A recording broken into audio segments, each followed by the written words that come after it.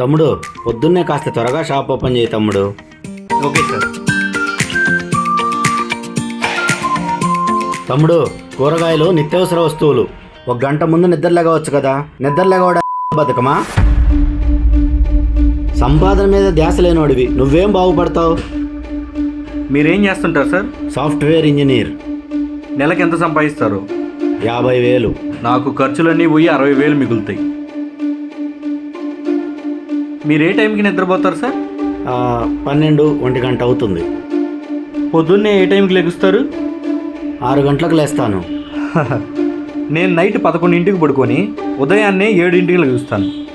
నా పిల్లల్ని స్కూల్లో వదిలిపెట్టి వచ్చిన తర్వాత షాప్ తీస్తాను. సంపాదించడం చేత కాదంటున్నారు. సంపాదన అంటే ఏంటి సార్? సంపాదన అంటే డబ్బు కాదు సార్. సంపాదన అంటే మన వాళ్ళకి టైం ఇవ్వడం సంపాదన. కంటి నిండా నిద్ర, కడుపు నిండా ఆకలి తీరడమే సంపాదన. నాకు తెలిసిన సంపాదన అదే సార్.